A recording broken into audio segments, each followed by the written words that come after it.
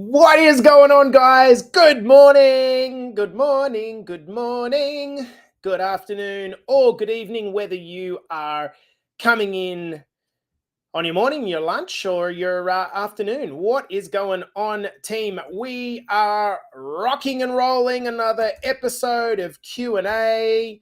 Ask your live questions. I am sticking this into our Facebook groups, and we are going to be kickstarting this in a couple of minutes. Guys, anything you want to ask, I am here to serve. Super freaking stoked to have you guys here today. I hope you've had a beautiful start to the week. I tell you what, we're cooking with gas. I have just had a beautiful coaching call, not a coaching call, a kickoff call with a lot of new legends that have just started with Better Body Academy. What a beautiful group of humans that was. To all of our new crew, welcome, welcome, welcome. We love you in here. Guys, we're going to start this up in 1 minute. So if you are new to Q&A and you're like, who the hell is this bloke? And why is he on my screen? I'm used to Carly. She's way more better looking. I'm used to Erin or Dom. She's way more better looking and they're way more better looking. Well, sorry, guys, you're stuck with this face.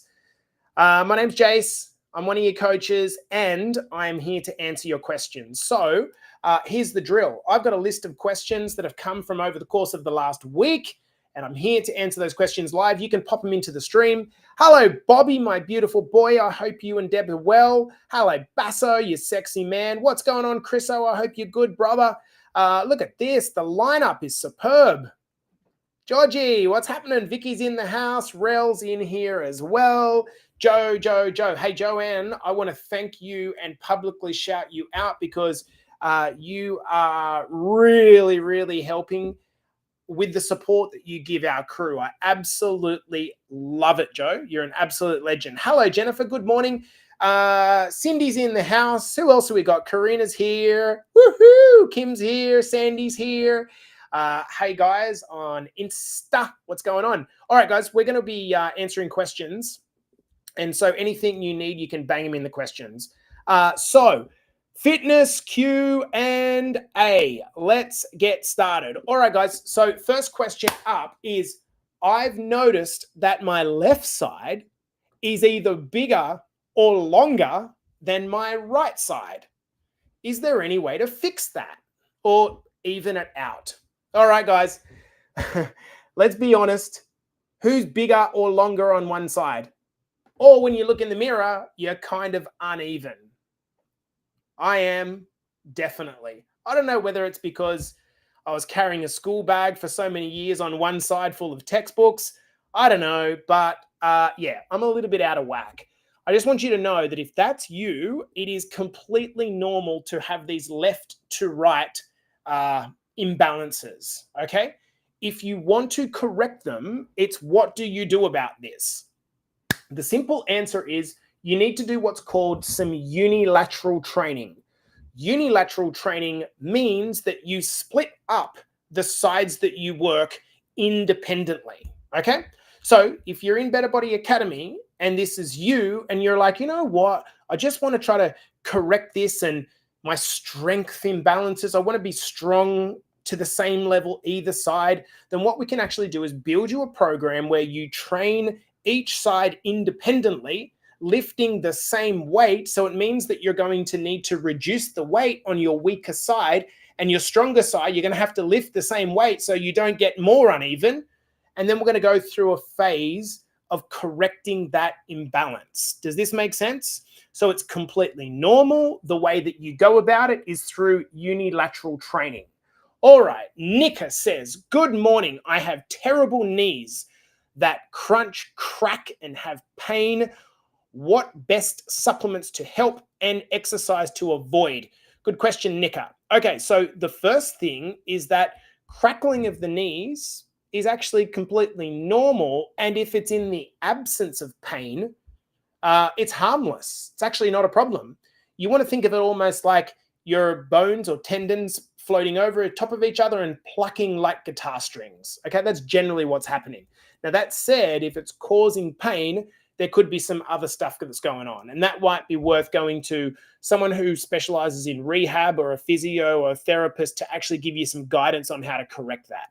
In terms of supplements, if you have some physical issue that is causing those sounds, then taking a supplement's generally not going to help. That said, if the pain is being caused by something like inflammation, which is very common, that inflammation could be from workouts, for example. It could be from a chronic injury buildup that you did from 20 years ago. Well, in those cases, there are some supplements that can help. The first thing that I would probably go to is an omega-3 fish oil tablet. But realistically, if it's long-term pain, I would think that a rehab plans, there's not really anything that's just going to fix it in a second. Now, having said that, if you're playing along at home, one of the things that I'm personally doing is studying peptides. These are going to be the biggest revelation of the fitness industry over the next 10 years. And I am certainly hoping to become one of the experts in this. Nika, there is a peptide called BPC157 that is showing remarkable results. It's probably the best known peptide, and really important to understand that a peptide is not a steroid. They are two completely separate things.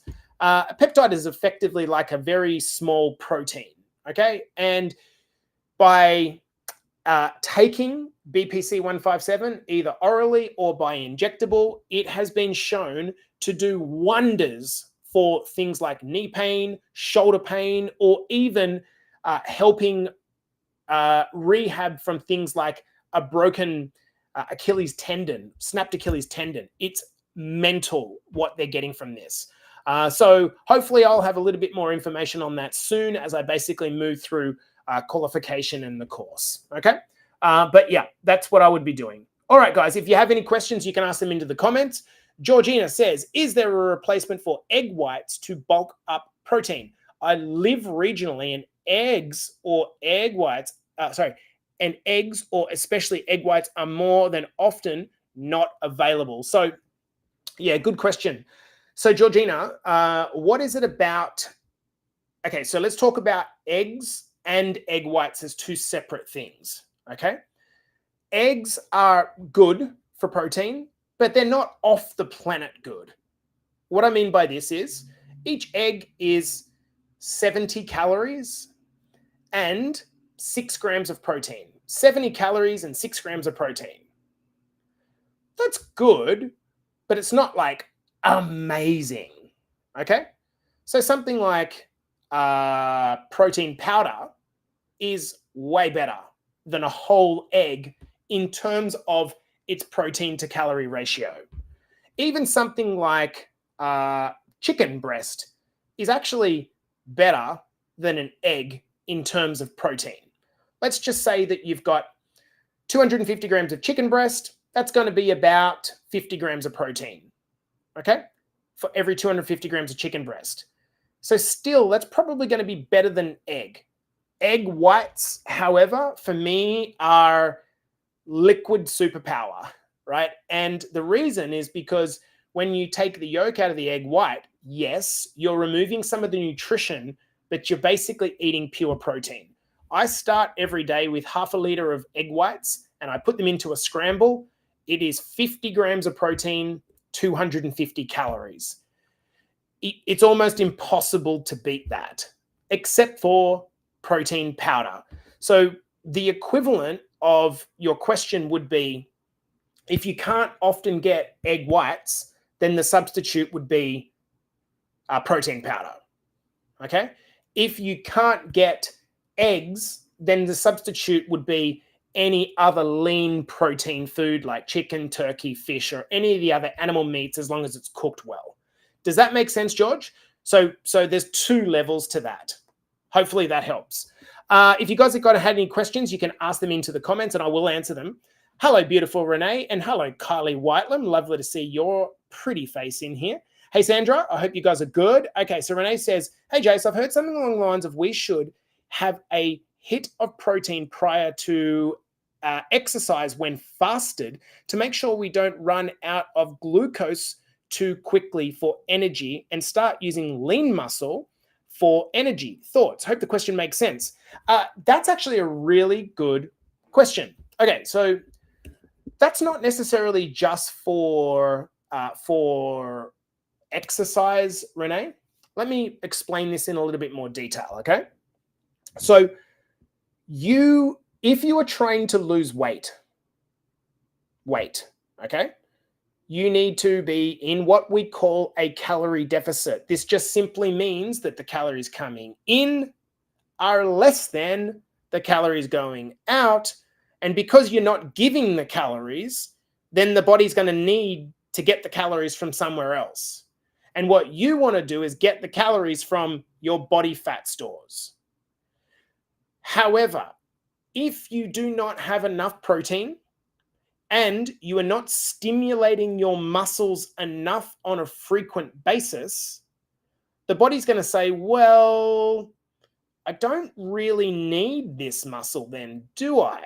As long as I get the calories, then cool. So it will start to break down muscle tissue. This is the reason why cardio, in the absence of protein and resistance training in a calorie deficit, is not great. It creates skinny fat and you don't look and feel any better. And so you're actually on the money.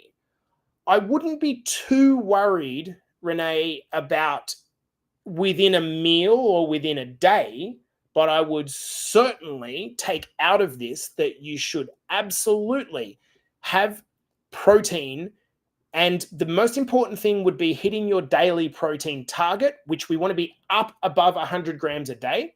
Once you're doing that, then you can start to worry about the protein timing a little bit. If it was me, I would spread the protein across the course of a day. Now, whether you have to have it before your workout, I don't think that's like crazy important, but you certainly don't want to be doing your workout in the morning, for example, and then waiting until 6 p.m. to have your first source of protein. What you want to be doing is spreading your protein out over the course of a day. So think about it this way. If we're trying to get 130, 140 grams of protein in, great. Then you will ask yourself the question, how many meals am I going to eat each day? So for the average person, you're going to have lunch and dinner, breakfast perhaps, and then maybe 1 or 2 snacks. Hey, Leanne, 1 or 2 snacks. And so that's 5 meals, right? So if you're trying to get 125, 130 grams of protein, you need to be having 20 to 30 grams of protein with each meal. Does this make sense, Renee? I hope you're still with me. So with that being the case, I would be trying to have 30 grams of protein at breakfast, say 20 grams of protein at your snack, 30 or 40 grams of protein at lunch, 10, 15 grams of protein at snack for afternoon tea, 30 or 40 grams of protein at dinner. And what would that look like? That would look like having maybe a protein shake in the morning before you train. You could have yogurt and fruit at morning tea. You could have some chicken with a salad at lunch. You could have a protein bar at afternoon tea, and you could have fish with vegetables at dinner. None of this is rocket science, but that's how I would answer the question in terms of the spread. So hopefully that answers the question. Hopefully. Amy says, I'll butcher this, but here goes. I don't think you will, Ames. I've read that if you were in a calorie deficit for a few months, your body gets used to that, and you'll either have to keep dropping calories to or go back to your maintenance for your body to level out to continue to lose weight. Does that make sense? It certainly does, Amy. It makes plenty of sense. And yes, that is true, but not in the sinister way that you're kind of the tonality of your question is like, is this what happens actually? It's actually way simpler than this, okay? Ames, let's just pretend, like for easiness sake, let's pretend you weigh 100 kilos, right? You need an amount of calories to keep you alive at your weight of 100 kilograms. If you lost 10 kilograms, bringing you back to 90 kilograms, you are 10% less the human, 10% less. It's not on point, but potentially 10% less the energy you need. So yes, one of the reasons that you need to reduce your calories typically to stay in a deficit is because of the fact that over time, as you're losing weight, that new calorie deficit, that calorie level that was once a deficit is now maintenance because there's less of you. Does that make sense? So Ames, I'll say it again. Now that you're not 100 kilos and you're 90 kilos, you need less calories. And so because you need less calories to stay in a calorie deficit, you either need to reduce the calories a little bit further, or you need to achieve the deficit by increasing your exercise level. So you burn more calories. So if you can grip that first, Ames, then we're good. So the second part to it is, should you go through effectively a diet break? Like, why would you go through a diet break or a maintenance calories for your body to level out, as you call it? Well, the reason that you would do that is because you being in a deficit is pretty stressful for your body over a long period of time, right? If you can take a break from that deficit, that will help you from a willpower perspective. That will give you a psychological break. For a lot of people, if they're in a deficit, actually their hormones will start to drop away, which is a consequence of the stress that they're going down.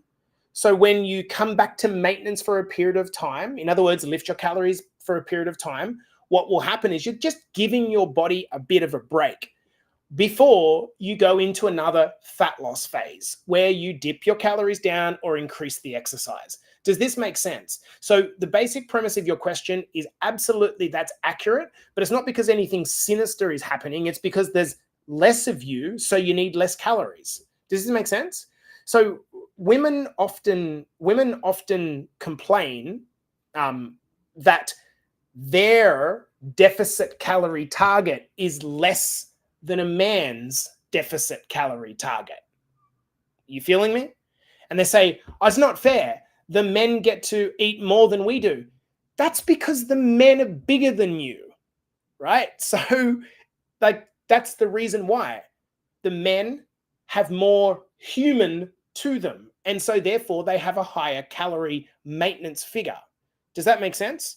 So you explain it so well. I felt like I was butchering it a little bit back, Ames, but yeah, it's just because there's less of you, okay? Good morning, Lisa. I hope you're well. Let me know if you need any clarifications here. Guys, if you ask any questions, I will answer them into the comments. Georgina says, I have another question. I have a massive issue with time management. Working full-time, having my own business, starting another business so I can quit full-time running a house, and somewhere in the breathing and going to the bathroom. Tips for keeping on track when overwhelm creeps in. Oh, I love that question so much, Georgina. So for the first thing, I think that it's important. One of the things that, and I hope I'm not boring anyone with this answer, but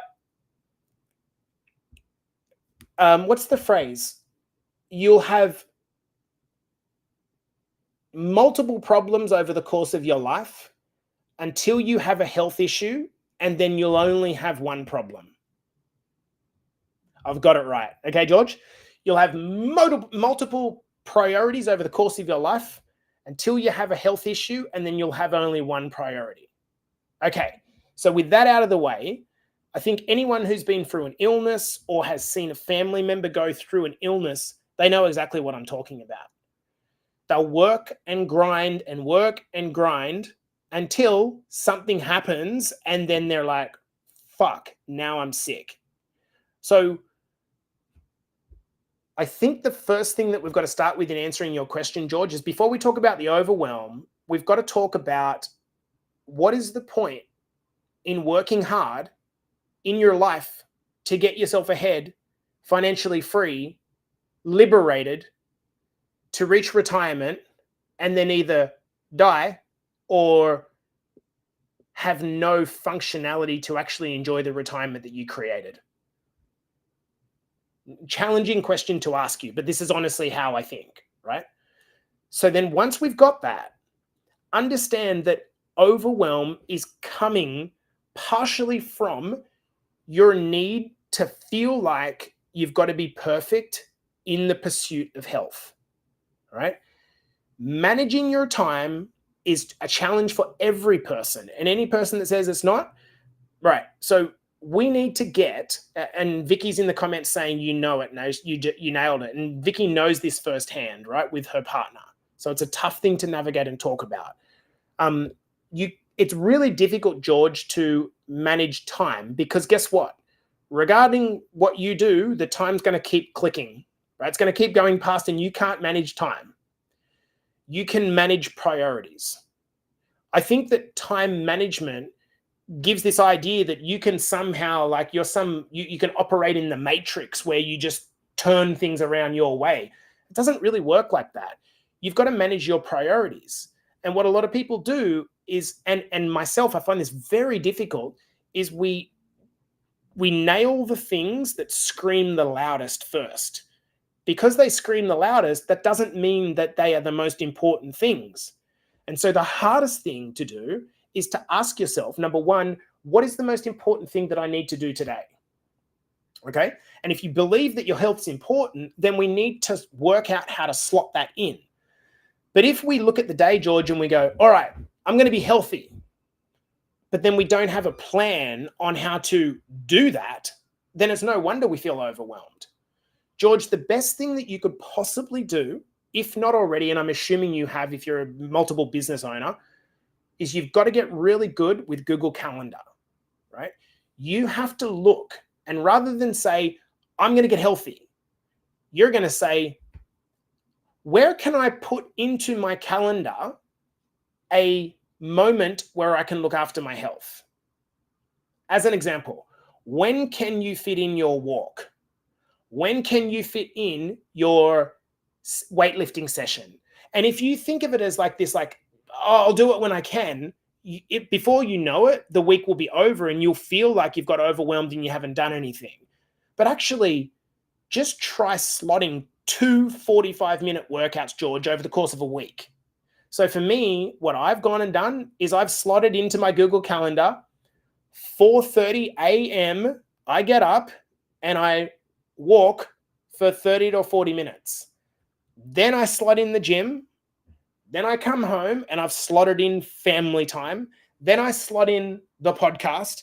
Then I slot in the planning for the podcast. And I've realized that the only way that I can get free of this idea of being overwhelmed is if I actually start prioritizing the things that, number one, I must do, and number two, the things that really, really should be a priority, but I'm not dealing with them because I think the issues with not dealing with them are far off into the future. Does that make sense? So I don't know if that was a helpful answer at all, George, but realistically, you cannot manage time. You can only manage priorities. And what I would be doing if I was you is slotting the priorities without needing to overcook it. You do not need to work out 5 days a week. You need to work out 2. You do not need to do 10,000 steps every single day without fail. You need to get to 5,000 before you can get to 10,000. It takes you the same amount of time and effort to cook a healthy meal as it does to cook a bad meal, right? I'm just going to be really, really honest with you guys, because you know what pisses me off? When I see people on social media, like fitness influencer people, right? And they'll say stuff like, oh, like chicken salads are boring. Okay, well, 90% of my meals are literally like this, George. I'm just going to be really honest. This is what I do. Like, really honest. This is what I do. And you guys see it when I post it on the group. This is what it looks like, right? It looks like, oh, what are we having for dinner tonight? Well, I made the kids this, but I'm assuming you don't want to go over your calories, Jace. Nope. I'll just have chicken and salad again, right? So I'll go up. I'll have a massive box of Rocket in the fridge, right? I'll literally get a handful of Rocket, dump it on a plate. I'll then get some salt and pepper. I'll put some lemon over the top and get a handful of cherry tomatoes, throw them on top of that, right? That's my salad. It's literally rocket, salt, pepper, lemon, cherry tomatoes. And then I get a piece of breast chicken or two or some fish. I toss it in a wok with some capsicum seasoning and minimal oil, and I just throw that on top. And it looks messy as fuck, and you guys see it, but it's ready in 10 minutes. 10 minutes. And it's 300 calories, 400 calories, and 50, 60 grams of protein. And that's it. And then I go to bed. We've got to simplify our life, George. And one of the things that I always think to myself, one of my idols is Richard Branson. Now, I don't know everything about him, but I think to myself, how can that guy or Obama, doesn't matter what side of the political fence you're on, how can these people be in control of the entire world and still have a smile on their face and still stay healthy? If they can do it, I can do it. Clearly, it's a me issue, right? So as long as you're taking responsibility for it, George, then that puts you in the power to do something about it. I really went hard on that question because I think that is the root question for most people is how do I navigate this? And I think there might be some value in that answer. G'day, Mick. How are you, brother? Chris wants to know the pros and cons of saunas and steam rooms and ice baths. Good question, brother. Look, I don't really buy into the whole like, oh, you need to do an ice bath or a sauna to lose fat. Like maybe there is a marginal benefit of doing a sauna or a steam room for, I don't know, for like losing fat. I don't know. I don't think so though. The pros, Chris, are that when you sit in the sauna, you can't have your phone, right? You just sit there. That's the pro. You got no one to fucking disturb you. Ice bath, it's hard. If you're not doing anything hard over the course of a week and then you do something hard, then that's hard. So you're conditioning your mind. Steam room, it's relaxing. If the alternative is to go and drink a carton of beer, then that's probably better to do a steam room. You see the thinking here, mate? I don't think it's anything that's like, whoa, these crazy benefits like people would have you believe. I think the realities are it's relaxation, it's doing hard things in your life, and it's de-stressing and not sabotaging yourself with alcohol. Probably goes a long way. Guys, if you have any other live questions that you want to ask, then please pop them into the comments and I'll answer them. Pascal, how are you, brother? You sick? Hey, did I see a six-pack the other day, Pascal? I'm pretty sure I did, mate. Good way to force yourself to do meditation is with saunas and ice baths. Yeah, exactly right. So it's a forced relaxation. Look, I'm on my phone more than any other person. I fucking love my phone, to be honest. My phone allows me to have a business that I can passionately do from anywhere, like right now. But at the same account, if you just never leave your phone, then you never have an opportunity to recalibrate, maybe get outside. I think it's great. Guys, questions? All right, what do we got here? Are the saunas and ice baths more about recovery? Well, that's a different, that's a different thing there. I guess when I answered the question, Vic, I was thinking of Chris, who's an absolute legend. And like, does Chris desperately need to have an ice bath to recover? Probably not. I think, Chriso, in your circumstance, you disappeared for a while. You've probably been working. You've probably been busy, being a parent, doing all the thing. Do you need a sauna and ice bath to think about recovery? Probably not. But if you are back in the gym and there is part of you that wants to recover, then yes, there is a benefit to hot and cold therapy, right? Now, is that benefit bigger than actually just going to sleep on time? Definitely not. Losing weight? Definitely not. Eating healthier? Definitely not. So the benefits are minimal compared to the things that actually move the needle the most, Vic, which are the things that we talked about, right? Sleeping, working out, going for a walk, getting some sunlight, taking your supplements, etc. Hey, good morning, Claire. I love the way you are showing up in this group, Claire. It's fantastic.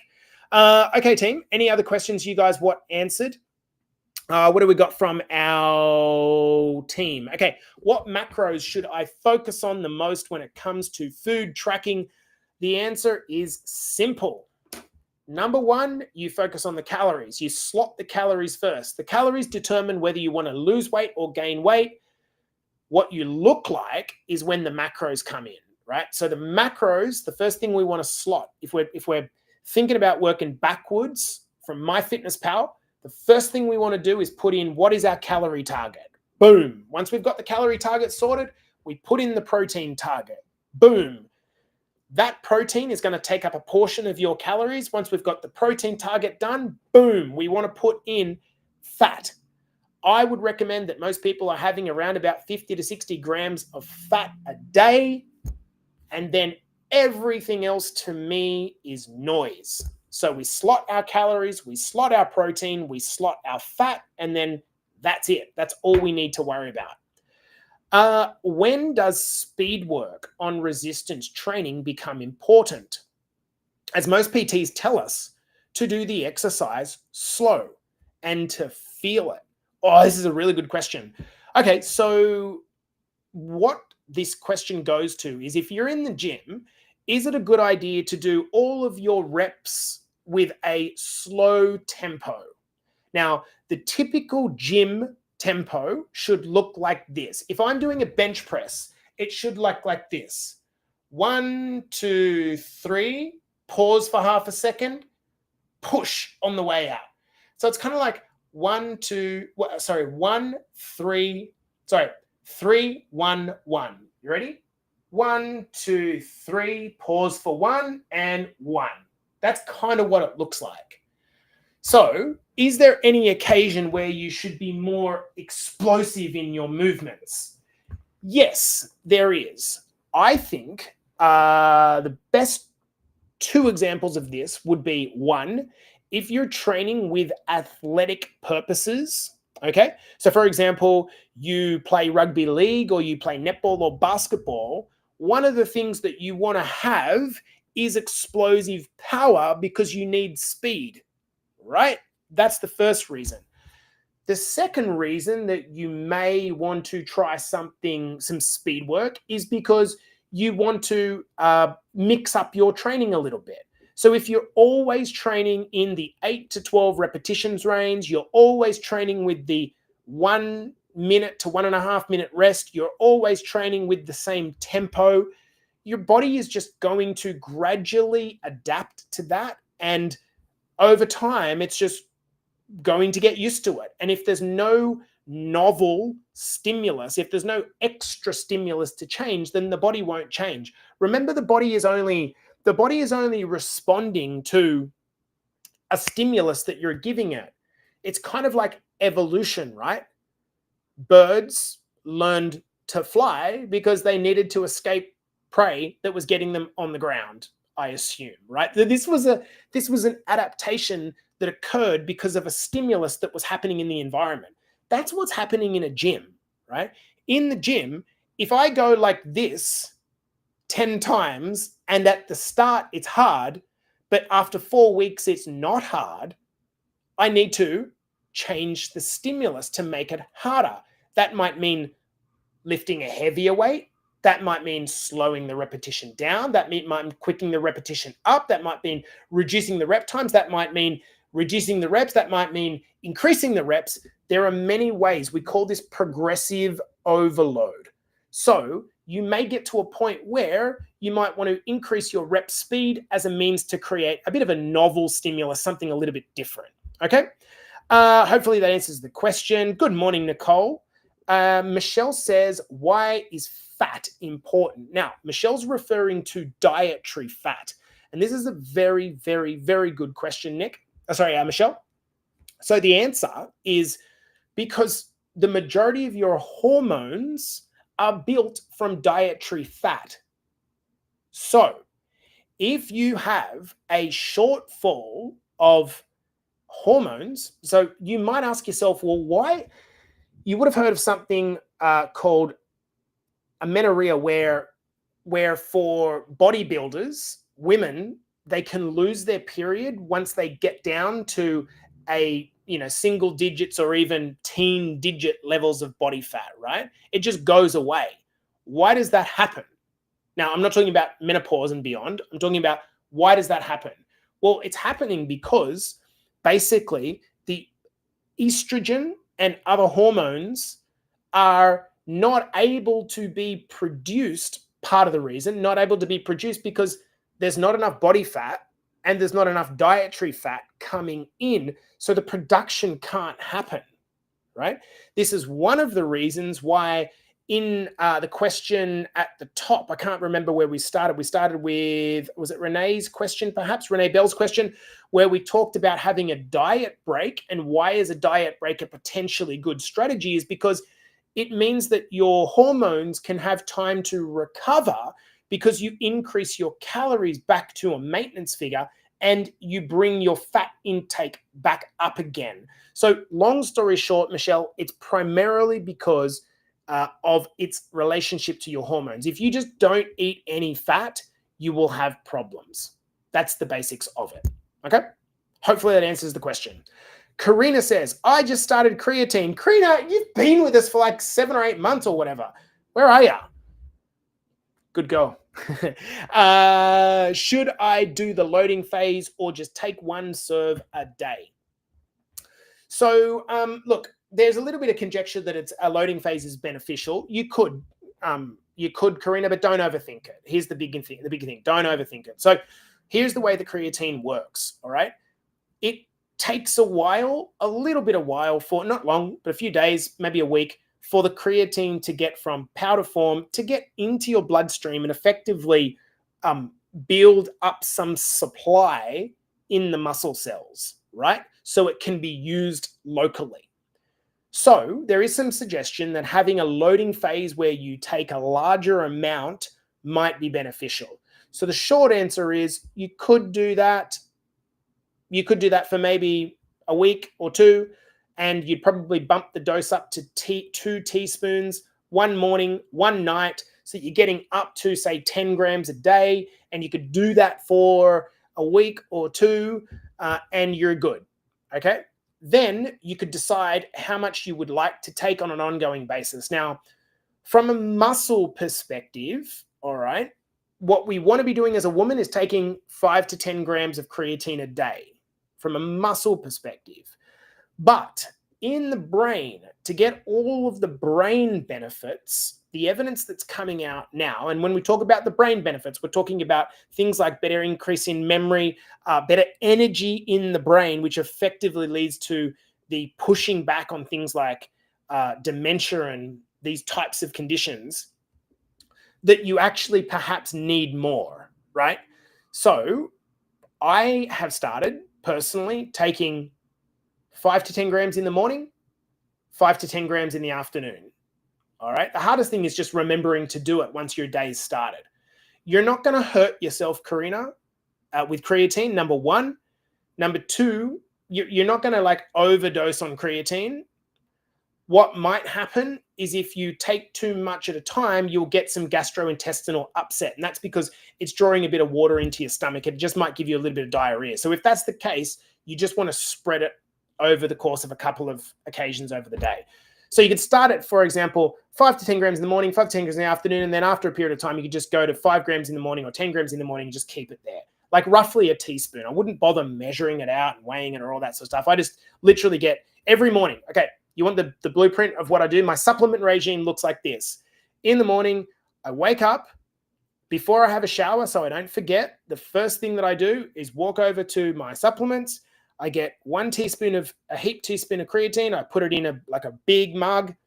I then fill that mug up with water, and then I take a omega-3 fish oil tablet and a multivitamin, and I'll wash it down with the creatine, and that's done. Okay? I'll come to your question in a second, Nick. So if you have a morning protein shake, I would just put the creatine in the protein shake personally and just make it all easy and done, right? Nicole says, what is creatine? I'm not sure what it does, what it is or what it does. Okay. So the basics of it are, it is a number of small amino acids, okay? And it is the most studied supplement on the planet, Nicole. I see no reason why every single person watching this video, either on Instagram or on our various client Facebook groups, you should be taking creatine. I have my mum taking creatine. I've told my dad to take creatine. One of the reasons is it is fundamental in, I don't want to go into too much detail because it gets complicated, but to say is fundamental in the energy systems of the body. What is starting to come out is that things like Alzheimer's and dementia, hey, Alyssa, hi, Joe, are actually partially to do with the brain not getting enough energy, and part of that is the creatine system, okay? So not only is there some muscle and fat loss benefits of creatine, creatine is fundamental to every cell of the body. And what it does is it increases your ability for your mitochondria. I don't want to go into detail, but it's basically a little part of the cell to actually use the energy that it's being supplied and go longer. So part of what's creating dementia and Alzheimer's is a deprivation of energy to the brain. Creatine helps with providing that energy to the brain. And for this reason, the only exception to everyone should be taking creatine would be people who have existing kidney disease and don't want to, the doctors told them not to increase the creatine, the load on their kidneys. That's the basic idea, okay? Is flaxseed omega as good as fish oil omega? Hey, Joe, you know when I always tell you that if I don't know the answer to the question, I answer the question, I look it up for you and try to get to the bottom of the research? This is one of those examples. I'm looking here. Both contain omega-3 fatty acids. Fish oil gives you EPA and DHA. Now, these are the two long-form fatty acids that are really, really important in heart health, brain function, and anti-inflammation. Remember when someone asked me at the top of the show, they said, tell me about how to improve my knees. One of the things that I would do if I have inflammation is I would take an omega-3 fish oil, okay? So that's why you take them. They're effectively an anti-inflammatory agent with brain function, health, and even muscle recovery and joint health, right? Flaxseed gives you alpha linoleic acid. Your body has to convert ALA into EPA and DHA to get the same benefits. But here's the catch. Humans convert ALA really poorly. Only about 5 to 10% becomes EPA and 2 to 5% becomes DHA. So flaxseed is healthy, high in fiber, good fats, antioxidants. But if we're talking about the specific omega-3 benefits you hear about brain health, fish oil is far superior. So just doing some quick research on that now, Joe, you're making it infinitely harder to get the same benefits. If you were a vegetarian or a vegan, you could go down the line of like an algae oil supplement type thing, which is basically what the fish eat to get the omega-3 into them. Or yeah, a krill oil will do, I think, the same thing, Sacred. I think the same thing. But me personally, Joe, just go straight to the source. That's the answer. Go straight to the source. Peekaboo. Hey, Joe, how are you? Yeah, go straight to the source. Like, if you could go straight to the source, then there's no point messing around in the in-betweens, Joe. All right, guys. Any other questions you want to get answered? What else have we got here? What should my target heart rate be when working out? Well, it depends what type of workout you're doing. If you're doing a workout which is resistance training, you do not even worry about your target heart rate. It's not even a thing that you would measure at all, right? In fact, you don't want to have a massively high target heart rate while you're doing resistance training. The core thing about strength training is you are trying to build muscle, right? We're not trying to puff ourselves out. However, if you are trying to do some sort of cardio training, well, that's obviously a different thing that we're talking about here. So when it comes to cardio, if you're trying to get better at really long, slow, long distance things like what we call steady state cardio, which is long distance stuff, then you want a lower heart rate. That's how you're going to get better at it, right? And there are some calculations that you can use. If you're wanting to increase your VO2 maximum, which basically is the maximum output that you can get when you're just redlining it, then obviously you can't redline it with a low heart rate. Does that make sense? So yeah, hopefully that answers the question. Guys, if you don't have any other questions, I'm going to cut this off shortly. Bloody brilliant, Jace. You're our very own ChatGPT. Yeah, I love that. Thanks, Vic. Husband is vegetarian and already has flaxseed, so was just checking if I should buy my own fish oil. Guess I will. Yeah. And he's vegetarian. So the suggestion was to move to that he should do something like algae oil, Joe. So basically, like I said, algae oil is what the fish eat to get the omega-3s. So actually, algae oil is the source. Okay, I think I saw one more question. How do I get rid of cellulite?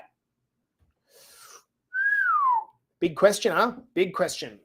Okay, this is a really tough one. I'm not an expert in answering this question, but the short answer is it is very genetic and very dependent on your specific fat patterning type, okay? How do you mask cellulite? By increasing tonality, okay? So what does that actually mean? Well, women love the word tone, but what it means is you got to build some muscle, right? Now, I get it. You all want to be lighter on the scales. I get it. Believe me, I get it. I've heard it a billion zillion times. You want to be lighter on the scales. Cool, no problems at all. But you don't want to be lighter with no muscle, because if you're lighter with no muscle, here's what's going to happen. You're still going to be very dissatisfied when you lose all this weight, because you're going to be weak, you're going to be low on energy, and you're not going to have what we call tone, which basically means muscle. So I want you to imagine it like this. I use the mandarin or the orange analogy. Imagine the orange skin, the peel, is your body fat, and then the flesh is your muscle underneath. You know when you peel an orange or a mandarin and you take the skin off and it's kind of like rotten and dry underneath it? That's like skinny fat, right? But then you get these mandarins that you peel them off and they're like, oh, that's so juicy and nice underneath. It's the muscle. It's like the flesh is being fit. That's what you want. And that's how you give this appearance of tonality. It's reducing body fat and increasing muscle, or maintaining muscle while you reduce body fat at the same time. And this gives you an overall better complexion and look. And by the way, if you feel like you're looking old, one of the best things you can do is eat a high protein diet and work out. Because when you do this, you preserve the muscle of all of your body, right?